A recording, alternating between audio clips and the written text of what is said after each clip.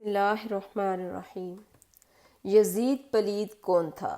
یزید وہ بد نصیب شخص ہے جس کی پیشانی پر اہل بیت کرام علیہم الرضوان کے بے گناہ قتل کا سیاہ داغ ہے، اور جس پر ہر زمانے میں دنیا اسلام ملامت کرتی رہی ہے، اور قیامت تک اس کا نام حقارت یعنی ذلت کے ساتھ لیا جائے گا۔ یہ بد باطن سیاہ دل شخص 25 ہجری میں دمشق میں پیدا ہوا۔ نہایت موٹا، بدنما، بہت زیادہ بالوں والا، بد اخلاق، بد مزاج، فاسق، فاجر، شرابی، بدکار، ظالم، بے ادب، گستاخ تھا۔ اس کی شرارتیں اور بےہودگیاں ایسی تھیں کہ جن سے بدماشوں کو بھی شرم آئی۔ جن سے شرعاً نکاح حرام ہے، یزید ان سے نکاح کو رواج دینے والا، سود اور دیگر حرام کاموں کو اعلانیہ کرنے والا تھا۔ حضرت محمد صلی اللہ تعالیٰ علیہ وآلہ وسلم بھی اپنے زمانے میں وقتاً فوقتاً صحابہ کرام علیہم الرضوان کو یزید پلید کے فتنے سے آگاہ فرماتے رہے، جیسا کہ حضرت سیدنا ابو درداء رضی اللہ تعالیٰ عنہ نے فرمایا کہ میں نے نبی کریم صلی اللہ تعالیٰ علیہ وآلہ وسلم کو فرماتے ہوئے سنا کہ میری سنت کا پہلا بدلنے والا بنو امیہ کا ایک شخص ہوگا جس کا نام یزید ہوگا۔ ایک اور مقام پر ارشاد فرمایا، میری امت میں عدل و انصاف قائم رہے گا یہاں تک کہ پہلا رہنا انداز بنو امیہ کا ایک شخص ہوگا جس کا نام یزید ہوگا۔ یزید پلید کی فتنہ انگیزیوں کے بارے میں سرکار نامدار غیبوں پر خبردار صلی اللہ تعالیٰ علیہ وآلہ وسلم کی انہی پیش گوئیوں کی وجہ سے مشہور صحابی رسول حضرت سیدنا ابو ہریرہ رضی اللہ تعالیٰ عنہ اپنے وصال سے قبل یہ دعا مانگا کرتے تھے، اے اللہ عز و جل، میں تجھ سے پناہ مانگتا ہوں 60 ہجری کے آغاز اور لڑکوں کی حکومت سے۔ چنانچہ آپ کی یہ دعا قبول ہوئی اور 59 ہجری میں بمقام مدینہ طیبہ میں آپ کا انتقال ہو گیا، اور ٹھیک 60 ہجری میں یزید پلید مسند سلطنت پر نمودار ہوا۔ حضرت علامہ مولانا مفتی سید محمد نعیم الدین مراد آبادی رحمۃ اللہ تعالی علیہ یزید پلید کی حضرت سیدنا امام حسین رضی اللہ تعالی عنہ سے دشمنی کی وجہ بیان کرتے ہوئے اور شہادت امام حسین کے بعد یزید کی طرف سے مکے اور مدینہ شریف کے مسلمانوں پر ڈھائی جانے والی ظلم و زیادتی کا تذکرہ کرتے ہوئے ارشاد فرماتے ہیں کہ حضرت امام حسین رضی اللہ تعالیٰ عنہ کا وجود مبارک یزید کی آزادیوں کے لیے ایک زبردست محتسب یعنی حساب لینے والا تھا۔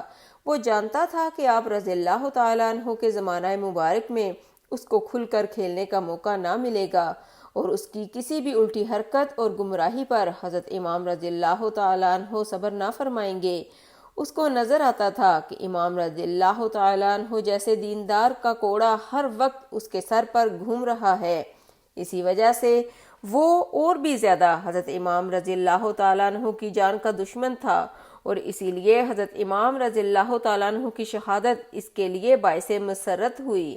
حضرت امام رضی اللہ تعالیٰ عنہ کا سایہ اٹھنا تھا۔ یزید کھل کر کھیلا یعنی بالکل آزاد ہو گیا، اور انواع و اقسام کے معاصی یعنی گناہوں کی گرم بازاری ہو گئی۔ حرام کاری، بھائی بہن کا نکاح، سود، شراب اعلانیہ رائج ہوئے، نمازوں کی پابندی اٹھ گئی، بغاوت و سرکشی انتہا کو پہنچی۔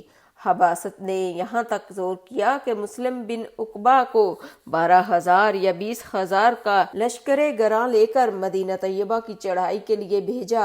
یہ 63 ہجری کا واقعہ ہے۔ اس نامراد لشکر نے مدینہ طیبہ میں وہ طوفان برپا کیا کہ اللہ کی پناہ، قتل، غارت اور طرح طرح کے مظالم رسول اللہ صلی اللہ تعالیٰ علیہ وآلہ وسلم کے ہمسایوں پر کیے۔ وہاں کے رہنے والوں کے گھر لوٹ لیے، 700 صحابہ علیہم الرضوان کو شہید کیا، اور دوسرے عام باشندے ملا کر 10,000 سے زیادہ کو شہید کیا، لڑکوں کو قید کیا، ایسی ایسی بدتمیزیاں کی جن کا ذکر کرنا ناگوار ہے۔ مسجد نبوی شریف کے ستونوں میں گھوڑے باندھے 3 دن تک مسجد شریف میں لوگ نماز سے مشرف نہ ہو سکے۔ صرف حضرت سعید بن مسیب رضی اللہ تعالی عنہ مجنوں بن کر وہاں حاضر رہے۔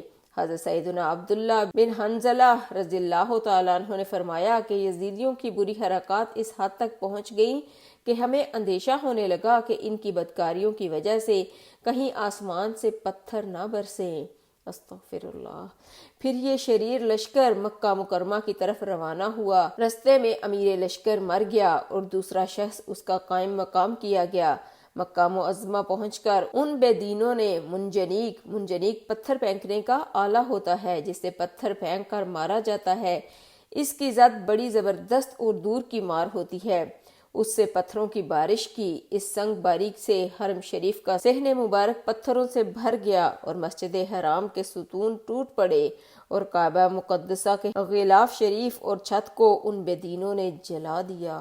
اسی چھت میں اس دمبا کے سینگ بھی تبرک کے طور پر محفوظ تھے جو حضرت سیدنا اسماعیل علیہ نبینا علیہ السلام کے فدیہ میں قربانی کیا گیا تھا، وہ سینگ بھی جل گئے۔ کعبہ مقدسہ کئی روز تک بے لباس رہا اور وہاں کے باشندے یزیدی لشکر کی طرف سے پہنچنے والی سخت مصیبت میں مبتلا رہے۔ نواسہ رسول کا خطبہ۔ یزید پلید جب تک زندہ رہا ظلم و ستم کی آندیاں چلاتا رہا، اس کی پوری زندگی بے رحمی کی افسوسناک داستان ہے۔ یزید کے ہاتھ مکہ و مدینہ و شہدائے کربلا کے مظلوموں کے خون سے رنگے ہوئے ہیں۔ اقتدار کی ہوس نے اسے پاگل اور افرادی قوت نے اسے مغرور بنا ڈالا تھا۔ چاہیے تو یہ تھا کہ وہ راکب دوش مصطفیٰ، جگر گوشہ مرتضیٰ، سلطان کربلا، سید الشہداء، امام علی مقام، امام عرش مقام کے فضائل و کمالات سے متعلق فرامین مصطفیٰ صلی اللہ تعالی علیہ وآلہ وسلم کو پیش نظر رکھ کر ان کی قدر و منزلت کا اعتراف کرتا، ان کی اور ان کے رفقا کی خدمت کر کے جنت پا لیتا، مگر اس نے شیطان اور نفس امارہ کی غلامی کا طوق اپنے گلے میں ڈالے رکھا اور مسلسل ہٹ دھرمی کا مظاہرہ کرتا رہا۔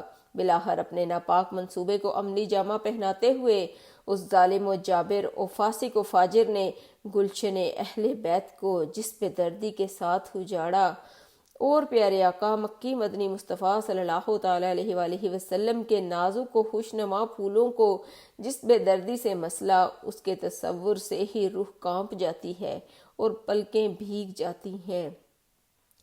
ان گستاخوں، بے ادبوں اور غداروں نے اس بات کی کوئی پرواہ نہ کی کہ نبی کریم نور مجسم صلی اللہ تعالی علیہ وآلہ وسلم نے حضرت سیدنا امام حسین رضی اللہ تعالیٰ عنہ سے اپنی محبت اور ان کی عظمت و فضیلت کو کس قدر تاکید کے ساتھ بیان فرمایا ہے، یعنی حسن اور حسین رضی اللہ تعالیٰ عنہما دنیا میں میرے دو پھول ہیں۔ نیز ارشاد فرمایا، حسن اور حسین رضی اللہ تعالیٰ عنہ جنتی جوانوں کے سردار ہیں۔ سلطان کربلا حضرت سیدنا امام علی مقام امام حسین رضی اللہ تعالیٰ عنہ چونکہ بہت زیادہ رحم دل تھے، لہٰذا آپ رضی اللہ تعالیٰ عنہ یزید پلید کے ظالم و جابر ساتھیوں کو میدان جنگ میں دعوت فکر دیتے رہے، نیز اپنی اہمیت بتا کر انہیں جنگ و جدال اور ظلم و ستم سے باز آنے کے لیے مسلسل نصیحت فرماتے رہے۔ چنانچہ میدان کربلا میں حجت پوری کرنے کے لیے حضرت سیدنا امام حسین رضی اللہ تعالیٰ عنہ نے اپنے گھوڑے پر سوار ہو کر یزیدی لشکر کا رخ کیا اور پھر آپ رضی اللہ تعالیٰ عنہ نے اس قدر بلند آواز میں پکارا کہ جسے تمام لوگوں نے سنا۔ چنانچہ ارشاد فرمایا، اے لوگو میری بات سنو اور جلد بازی کا مظاہرہ نہ کرو، حتیٰ کہ میں تمہیں اس چیز کے متعلق نصیحت نہ کر لوں کہ جو مجھ پر لازم ہو چکا ہے اور اپنے آنے کا عذر بیان نہ کر لوں۔ پس اگر تم میرا عذر قبول کر لو، میری بات کی تصدیق کرو اور میرے بارے میں انصاف سے کام لو تو تم اس معاملے میں بامراد ہو جاؤ گے اور تم سے میرے متعلق کوئی مواخذہ یعنی سوال بھی نہ ہوگا۔ ہاں اگر تم میرا عذر قبول نہیں کرتے تو سنو۔ پھر یہ آیات مبارکہ تلاوت فرمائیں۔ ترجمہ کنز الایمان۔ تو مل کر کام کرو اور اپنے جھوٹے معبودوں سمیت اپنا کام پکا کر لو، پھر تمہارے کام میں تم پر کچھ گنجلک یعنی الجھن و پوشیدگی نہ رہے، پھر جو ہو سکے میرا کر لو اور مجھے مہلت نہ دو۔ نمبر 2، ترجمہ کنز الایمان۔ بے شک میرا والی اللہ ہے جس نے کتاب اتاری اور وہ نیکوں کو دوست رکھتا ہے۔ پھر آپ رضی اللہ تعالیٰ عنہ نے اللہ عز و جل کی حمد و ثنا کرنے کے بعد ان یزیدیوں سے فرمایا، تم لوگ میری نسبت کے بارے میں غور کر لو کہ میں کون ہوں۔ کیا تمہارے لیے میرا قتل جائز و درست ہے؟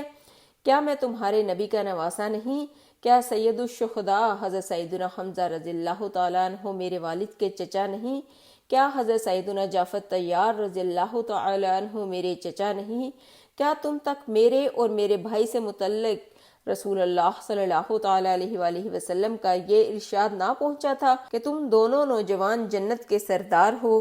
تو اگر تم میری بات کی تصدیق کرو تو سن لو کہ یہی حق ہے، کیونکہ میں نے اس وقت سے جھوٹ نہیں بولا جب سے مجھے معلوم ہوا ہے کہ جھوٹ اللہ عز و جل کو سخت ناپسند ہے، اور اگر تم مجھے جھٹلاتے ہو تو حضرت سیدنا جابر بن عبداللہ، ابو سعید، سہل بن سعد، زید بن ارقم یعنی انس رضی اللہ تعالی عنہم اجمعین سے پوچھ لو، کیونکہ ان سب نے رسول اللہ صلی اللہ تعالی علیہ وآلہ وسلم سے میرے متعلق یہ فضائل سن رکھے ہیں۔ کیا میری اس نصیحت سے تمہارے لیے کوئی ایسی بات نہیں جو تمہیں میرا خون بہانے سے روک سکے؟ پھر آپ رضی اللہ تعالیٰ عنہ نے فرمایا، اگر تمہیں میری بات میں یا میرے متعلق نبی کا نواسہ ہونے میں کوئی شک ہے تو خدا عز و جل کی قسم، مشرق و مغرب میں میرے سوا تم میں یا تمہارے سوا کسی اور قوم میں کوئی نبی کا نواسہ موجود نہیں۔ ذرا بتاؤ تو صحیح، کیا تمہیں مجھ سے اپنے کسی مقتول کا بدلہ طلب کرنا ہے، یا میں نے تمہارے مال ضائع کر دیا ہے کہ اس کے بدلے مال چاہتے ہو، یا پھر اپنے زخمیوں کا قصاص درکار ہے؟ آخر کس چیز کا بدلہ لینا چاہتے ہو؟ وہ بدبخت خاموش رہے۔ آپ رضی اللہ تعالیٰ عنہ نے فرمایا، اے شبس بن ربی، اے حجار بن ابجر، اے قیس بن اشعث، اے زید بن حارث، کیا تم لوگوں نے ہی مجھے خطوط بھیج کر نہیں بلوایا تھا؟ وہ صاف مکر گئے اور بولے، ہم نے تو ایسا نہیں کیا تھا۔ آپ رضی اللہ تعالیٰ عنہ نے فرمایا، کیوں نہیں؟ خدا عز و جل کی قسم، تم ہی لوگوں نے تو ایسا کیا تھا۔ پھر فرمایا، اے لوگو، اگر تم میری بیعت کرنا پسند نہیں کرتے تو مجھے چھوڑ دو تاکہ میں کسی محفوظ جگہ چلا جاؤں۔ بد نصیب قیس بن اشعث بولا، آپ ابن زیاد بد نہاد کے حکم کے آگے سر تسلیم ہم کر لیں تو آپ کو چھٹکارا مل سکتا ہے۔ آپ رضی اللہ تعالیٰ عنہ نے فرمایا، اللہ عز و جل کی قسم، میں ہرگز اس کی بیعت نہیں کروں گا۔ اللہ کے بندو، میں اپنے اور تمہارے رب عز و جل کی پناہ لیتا ہوں اس سے کہ تم مجھے سنگسار کرو۔ میں تمہارے اور اپنے رب عز و جل کی پناہ لیتا ہوں ہر اس متکبر سے جو حساب کے دن پر یقین نہیں رکھتا۔